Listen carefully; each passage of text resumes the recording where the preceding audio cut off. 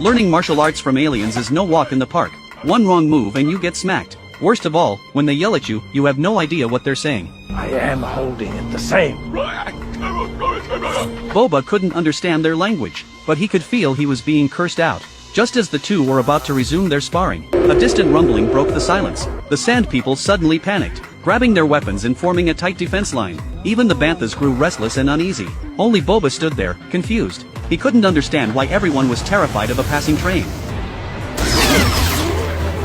It wasn't until one sand person after another collapsed that Boba finally realized what was happening. He hurriedly pulled two children behind a bantha for cover. Gunmen on the train were firing at them non-stop, as if using them for target practice. The Sand People fought back with their crude rifles, but compared to the blaster fire raining down on them, their weapons were practically useless. The massacre continued until the train finally disappeared into the distance, leaving the desert floor littered with bodies. The scene before Boba, pounded against his nerves again and again, was having inferior weapons enough reason for them to be used as live targets. Even the children? He could no longer suppress the anger boiling inside him. He swore those people would pay for what they'd done. That night, the Sand People held a cremation for the dead. Boba carried each body to the funeral pyre, sending them off one last time, thinking of those kids who were still laughing and playing that very morning, killed before they ever had a chance to see the world, weighed heavily on his heart. But the question remained. The train moved so fast, how were they supposed to stop it? Just when he was out of ideas, he spotted a biker gang speeding across the dunes. A crazy plan began to take shape in his mind.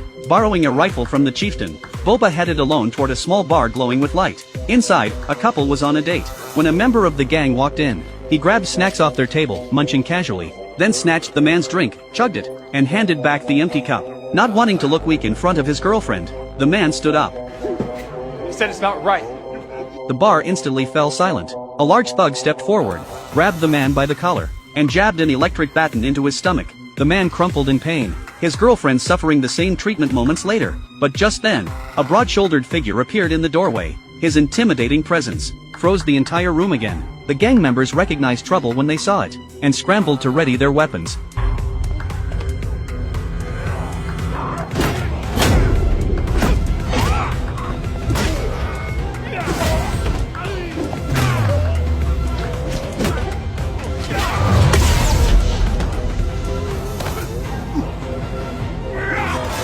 In less than 5 minutes, the whole room full of bikers was knocked flat on the floor by him. Strangely enough, Boba didn't kill any of them. He simply grabbed a glass of liquor from the table, downed it in one go, and walked out of the bar. It turned out Boba had his eyes on their speeder bikes. The biker gang ended up lending all their bikes to him.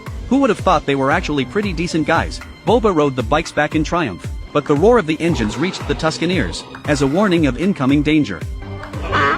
The tribe received the alert, and immediately grabbed their weapons, ready to fight. Luckily, one of them looked through a scope, and saw who it really was. He signaled everyone to relax. It was just Boba returning. Boba had planned to offer the bikes to the chieftain as trophies, but to his surprise, the Tuskens wanted to tear them apart and sell them as scrap. He rushed forward to stop them. These are mine. I will teach you how to ride. I will teach you.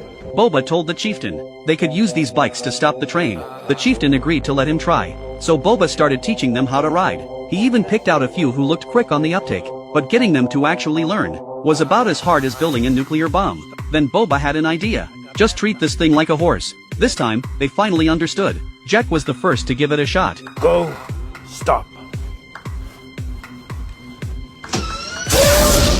Turns out he had mastered how to ride it, backward, but under Boba's patient guidance, their riding skills gradually improved. Soon Boba began laying out the battle plan. Jack's job was simple. When the train approached, he'd use a mirror to signal the ambush team. But the riders had the toughest assignment. They had to jump onto a speeding train, and fight from the inside. A single failed jump meant certain death, so they needed serious training. After days of practice, the riding squad finally started to get the hang of it, and Boba's combat skills were improving just as fast. Not only could he hold his ground against the deputy chief, he could even knock the weapon out of his hands sometimes. Still, he was a bit green. The deputy flipped, caught the staff mid-air, and swept Boba off his feet in one move. Boba accepted the loss without complaint. Just as they were about to continue, the sand dog picked up a dangerous scent, and began to howl.